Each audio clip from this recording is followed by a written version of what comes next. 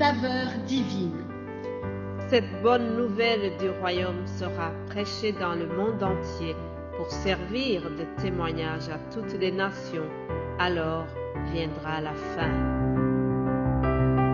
Ce pain céleste vous est présenté par Immaculée Niraneza.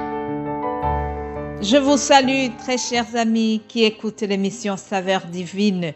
Joyeux Noël à tous ceux que je n'ai pas pu souhaiter un joyeux Noël. J'espère que vous avez passé une très belle fête, une fête qui nous rappelle de notre rédemption, qui nous rappelle que Jésus-Christ est venu dans le monde pour sauver l'humanité. Alléluia. Alors vraiment, j'espère que ces moments de fête vous apportent beaucoup de joie et vous rapprochent de Jésus-Christ parce que c'est lui qui doit être au centre de notre vie. Alléluia. Alors, si vous n'avez pas pu suivre depuis lundi, je vous rappelle le thème principal de cette émission. Le thème de la semaine se trouve dans l'Évangile selon Luc. L'Évangile selon Luc, chapitre 4, à partir du verset 16. Là, nous voyons Jésus-Christ qui est dans la synagogue et qui lit la Torah, et au travers de sa lecture, il est en train d'annoncer la mission pour laquelle il est venu dans le monde. C'est pour cela que le thème de notre semaine, c'est la mission du Messie dans le monde. Pourquoi est-ce que Jésus-Christ est venu dans ce monde?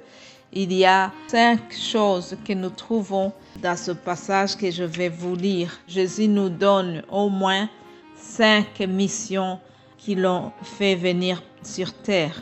Je lis au nom de Jésus-Christ. Jésus dans la synagogue de Nazareth. Il se rendit à Nazareth où il avait été élevé et selon sa coutume, il entra dans la synagogue le jour du sabbat.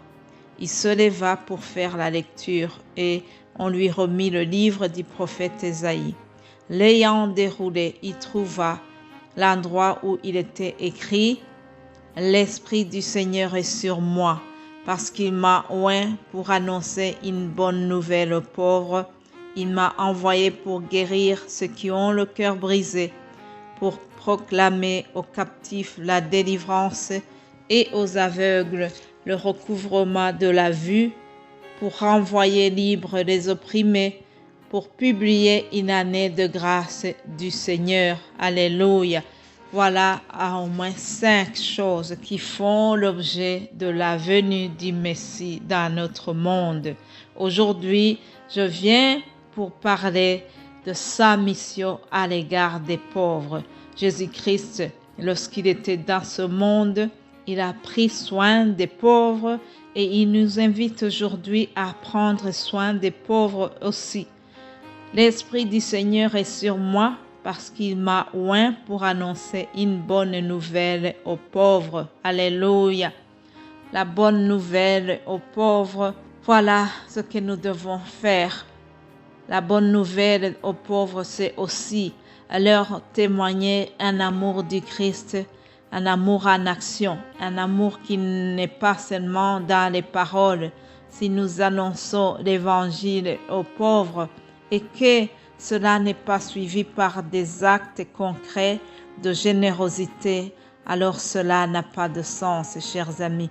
Je voudrais vraiment que, à partir de l'année prochaine, nous puissions faire suivre notre évangélisation par des actes de générosité, des actes qui vont vraiment témoigner que l'Évangile, c'est aussi mettre l'amour en action.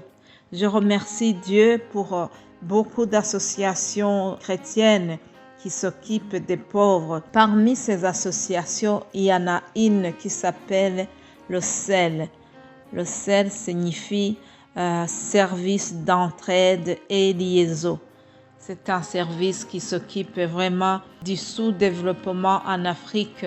Ils apportent leur soutien à l'aide au développement et c'est toujours accompagné par l'évangélisation, mais une évangélisation qui est suivie par des actes concrets. Il y a le parrainage des enfants qui sont pauvres. Il y a beaucoup d'actions qui sont mises en œuvre pour montrer que Jésus s'occupe des pauvres. Alors, il y a une citation que je vais vous lire, une citation justement que j'ai lue dans le journal d'Israël. Il est écrit: le salut que Jésus nous a apporté devrait rejaillir en acte de reconnaissance, de bonté et d'espérance dans nos comportements quotidiens les plus ordinaires. Par exemple, envers les pauvres que nous avons l'occasion de soutenir. Alléluia.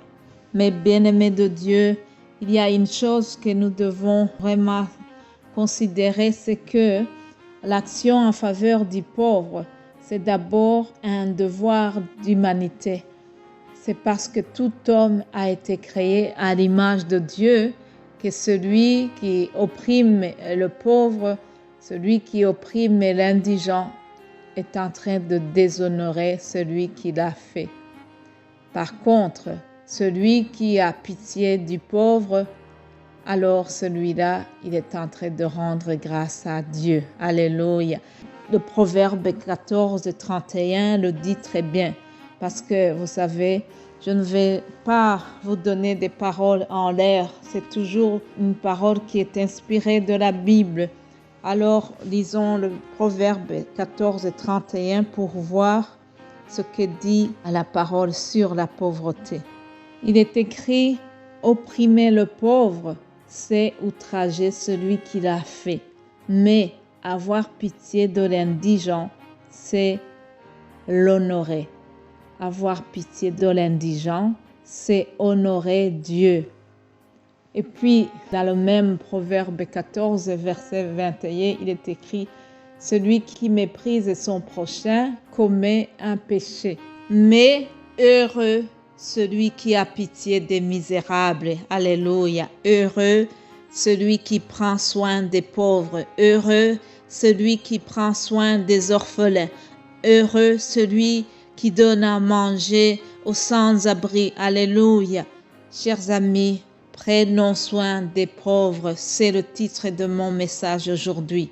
Nous devons manifester vraiment de la compassion à celui qui n'est pas favorisé comme nous. Un autre proverbe nous dit que celui qui a pitié du pauvre prête à l'Éternel qui lui rendra selon son œuvre.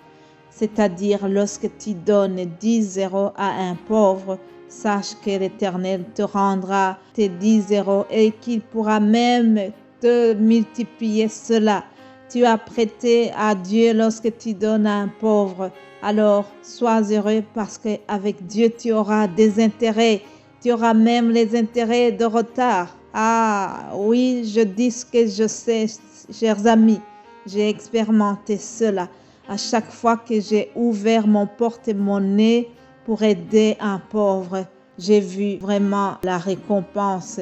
J'ai vu le remboursement de notre Seigneur. Celui qui donne aux pauvres prête à Dieu. Je vous encourage vraiment à faire cela parce que ça rapporte. Je l'ai vu dans ma vie. Ce n'est pas du blabla religieux, mais c'est quelque chose que j'ai expérimenté et je vous conseille de le faire aussi. Il y a une parole qui a dit: mettez-moi à l'épreuve et vous verrez, je vous ouvrirai les écluses des cieux. Alors mettons Dieu à l'épreuve en donnant aux pauvres et nous verrons qu'il va aussi nous bénir. Alléluia. Je termine par une exhortation que Jésus a donnée dans Luc 3, 11. Que celui qui a 2 tuniques partage avec celui qui n'en a point, et que celui qui a de quoi manger agisse de même. Si tu as de quoi manger, cher ami, mon frère, ma sœur, pense à ce qui n'a pas à manger. Il y a plusieurs façons de témoigner de notre générosité aux pauvres. Prenons soin des pauvres, ça c'est la mission de Jésus-Christ sur terre et nous sommes là pour compléter, pour prolonger ce que Jésus a fait sur terre. Soyez bénis au nom de Jésus-Christ. Amen.